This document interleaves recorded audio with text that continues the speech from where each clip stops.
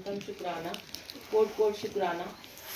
गुरुजी ने हिमाचल तो बहुत बार बुलाया, पर हिमाचल के पास ही धर्मशाला था। हम पहले आए हम वैसे घूमने, लेकिन ये नहीं पता था कभी यहाँ पे भी सत्संग करने आएंगे। और कनिका आंटी हमेशा से बोलती थी कि आप हमारे घर में कब आओगे। तो जब गुरुजी का हुक्म होता है, और आज कोई भी सत्संग की प्लानिंग नहीं थी, हम सिर्फ इस बार घूमने आए थे। और आंटी हमें पीछे मैरिज में मिली, तो मैंने बोला आंटी हम तो मसूरी जा रहे हैं। तो आंटी ने बोला कि आप ना धर्मशाला आ जाओ। मैंने बोला नहीं, हमारा तो मसूरी का प्लान बना हुआ है, हम ठंड बड़ी है, हम ठंड में जाना चाहते हैं। इन्होंने कहा यहाँ बहुत ठंड है, यहाँ पे आ जाओ। तो अचानक ही मुंह से निकला कि मैंने कहा आंटी फिर हम आएंगे तो फिर हम सत्संग करा लेना। और गुरुजी ने वो सत्संग रखवा दिया, क्योंकि गुरुजी महाराज जो है ना, वो खुद ही सेवा लेते हैं। वो हमारी तो कोई औकात नहीं है कि हम कहाँ जाएं, सोचें क्या प्लान करें हम। वो खुद अपने आप सारी सेवा लेते हैं और डिसाइड करते हैं कि इस दिन इस घड़ी तुमने यहाँ पे होना है, यहाँ का जल, यहाँ का अन्न पानी आपको खाना है, यहाँ का लंगर प्रसाद खाना है, भोग लगाना है, यहाँ पे सेवा करनी है। बहुत बहुत शुक्राना है गुरुजी महाराज का। पहले आज मैं एक शुक्राना चलाने लगी थी, पता नहीं फिर गुरुजी ने क्यों नहीं चलवाया, ये वाला चलवा दिया। कि बहुत सारे लोगों के मन में ना क्वेश्चंस होते हैं कि हमारी अरदास नहीं पूरी होती तो हम शुक्राना कैसे करें। बहुत सारे इवेंट बढ़ चल रहे होते हैं कि एक थैंक यू तो तभी करते हैं जब हम भगवान हमें जब कुछ दे देते हैं, हमें बिना दिए तो हम थैंक यू भी नहीं ना करते, इतने ना शुक्र हैं हम लोग। पर हम ये नहीं सोचते हैं कि उस प्रभु ने हमें कितना कुछ तो दिया ही हुआ है, और हम वही एक दो चीज़ों को लेके बैठे रहते हैं। श्री सुखमनी साहिब जी की अष्टपदी है ना, एक आपने सुनी होगी, 10 वस्तु ले पाछे पावे, एक बिखट कारण बिखोट गवावे, एक भी ना दे ताकि करे। तो मतलब उन्होंने 10 वस्तुएं दी, उसको हम पीछे फेंक देते हैं, और एक नहीं दी और उसके लिए हम शिकायत करते हैं उनसे। सोचो कि अगर वो 10 भी ना देता, 10 मीन्स में क्या आता है, वो 10 नहीं कि जो हमें दुनियावी चीजें दी हुई हैं, वो 10 हमारे शरीर के 10 द्वार हैं, जिसमें से अगर एक भी हमारा वो अंग ना हो, 2 कान है, 2 आंखें हैं, ये नाक है, होंठ है, हमारा दिमाग है, हमारा पेट है जिसमें हम रोटी खाते हैं, और जहाँ से लोग अपना मल मूत्र करते हैं। आपने देखा ऐसे कितने लोग हैं जो हॉस्पिटल में पड़े होते हैं, जिनको सुसु पॉटी भी नहीं आ रही होती और उन्हें पाइप्स लगी होती हैं, वो रोते हैं कि हम कौन सी बीमारी से जूझ रहे हैं। ऐसे हैं जिनके पेट में इतनी इन्फेक्शन है कि वो खा नहीं सकते हैं, ऐसे हैं जो देख नहीं सकते हैं, और ऐसे हैं जो सुन नहीं सकते हैं, बोल नहीं सकते हैं। कितने ऐसे हैं जिनका ब्रेन ही नहीं है, सोचो हाथ पैर नहीं है।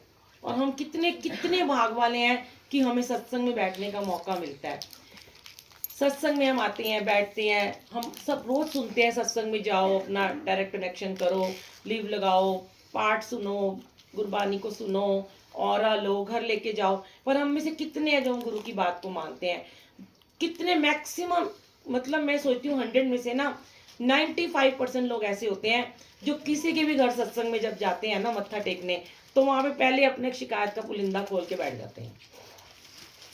वो ये देखते ही नहीं है कि गुरुजी महाराज कितने सुंदर लग रहे हैं। बड़े कम होते हैं जो दुख में भी शुक्राना करते हैं, और वो सिर्फ अपने गुरु को देखते हैं कि क्या बात है गुरुजी, कितने खूबसूरत लग रहे हो आप। कभी चोला देखते हैं, कभी फूल देखते हैं, कभी गुरुजी का स्वरूप देखते हैं, वो गुरुजी को ही बस देखते रहते हैं और दिल से उनके शुक्राने निकलते हैं। पर कितने ऐसे हैं जो आके सिर्फ और सिर्फ मत्था टेकते हैं, अपनी प्रॉब्लम्स को लेके बैठ जाते हैं। माना कि गुरुजी सबकी सुनते हैं, उनके आगे अपनी प्रॉब्लम शेयर करा करो, लेकिन अपने घर में किया करो। जब अपने घर में सुबह उठते हो, अमृत वेला करते हो, या जब भी पूजा पाठ करते हो, तो वो अपने घर में ही अपनी प्रॉब्लम्स को शेयर करा करो।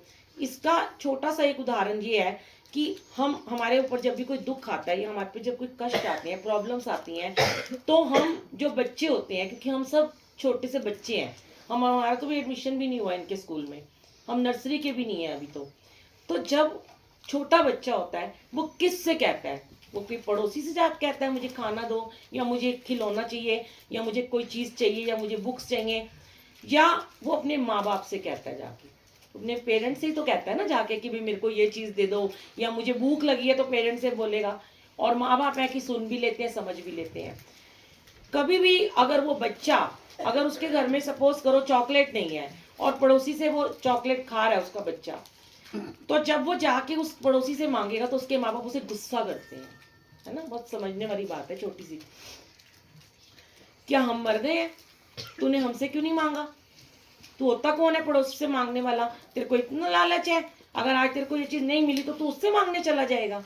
सेम एज इट इज हमारे गुरुजी हमें कहते हैं कि तुम किसी के घर में गए हो, उन्होंने पता नहीं कौन से शुक्राने का सत्संग कराया है, पता नहीं उनकी अपनी कितनी टेंशनें चल रही है, कितनी अरदासें उनके मन में चल रही हैं, तुम जाके वहां और नेगेटिविटी बिखेर देते हो, अपनी कठिनाइयां लेके वहां फेंक देते हो।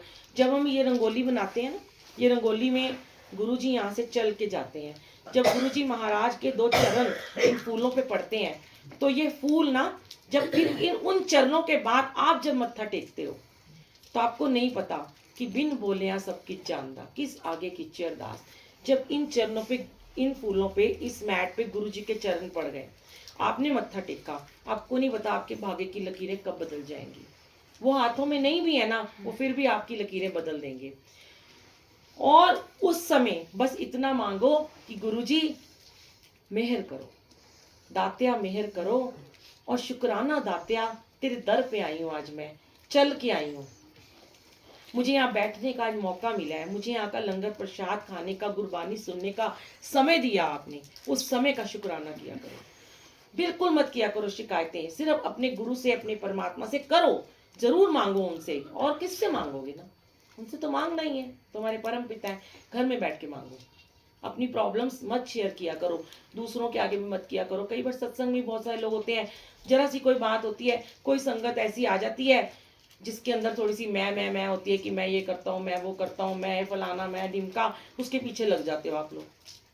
ये तो बड़ा ब्लेस्ड है, चलो इससे अपनी अरदास लगवा लेते हैं। ऐसा कुछ नहीं है, आपको क्या पता वो अपने कितने कर्म लेके बैठा हुआ है, और आप उसको बोलते हो तो और उसके भी कर्म आपकी तरफ आ जाते हैं। तो अपना बाप है, अपने पिता है, अपने भाई हैं, बंधु हैं, सब कुछ है हमारे ये, और इनसे ही सिर्फ अरदास करके मांगो, ये सुनेंगे। लेकिन एक बात और भी है, जो कई बार गुरुजी कहलवाते हैं कि रोज रोज भी नहीं मांगना चाहिए, बार बार भी नहीं मांगना चाहिए। कई बार बहुत परेशान हो जाते हैं। गुरुजी ने मुझे बहुत बार ऐसा बोला कि जब मैं उनके बहुत पीछे पड़ जाती हूँ या पड़ जाती थी, तो वो मुझे यही कहते थे, तूने मुझे बहुत तंग करके रखा हुआ है, और भी तो दुनिया में लोग हैं, मैं उनको ना देखूं, तेरे पीछे लगा रहूं क्या? एक तू ही अकेली थोड़ी ना है, या तू मेरी बहन है, या मैं तेरा वीर हूँ, या मैं तेरा बाप हूँ, वो सब मेरी बेटी है, सब मेरे बच्चे हैं, सब मेरी बहनें हैं, पर मेरे को सबको देखना है। अगर तुम सारा दिन मुझे परेशान, कहते हैं ना, माँ बाप से भी अगर पूरा दिन जिद करते रहोगे ना, दे दो दे दो, माँ बाप भी कहते हैं चल नहीं देता मैं तेरे को, जा बैठ जा पीछे होके, जब होगा तब दे दूंगा। तो यही सेम गुरुजी हमारे कहते हैं, जब होगा मैं तुम्हें दूंगा, समय आएगा सबको दूंगा, सबके लिए कर रहा हूँ, कल्याण ही तो करने आया हूँ। और आए भी थे कल्याण करने, आज भी हैं, कल भी रहेंगे, कल्याण ही कर रहे हैं वो, कहीं नहीं गए वो। और उन्होंने तो जाने के बाद भी, शरीर छोड़ने के बाद भी इतना इतना उपकार हम पे किया है कि आज हर घर में गुरुजी गुरुजी गुरुजी हो रहा है, और हर एक की इच्छा पूरी हो रही है। यहाँ पे कोई चढ़ावा नहीं होता, कुछ नहीं होता, फिर भी आपको खाली हाथ आते हो और भर के झोलियां जाते हो। तो खाली हाथ का मतलब है यहाँ पे खाली हाथ ही आना है आपको, अपनी मैं को बाहर छोड़ना है, अपने फ्रेंड बट को सबको बाहर छोड़ दो, और आओ और महाराज का शुक्राना करो, और बस झोलियां भर के ले जाओ, जब समय आएगा वो सबको दे देंगे। थैंक यू सो मच गुरुजी। और एक बात और शेयर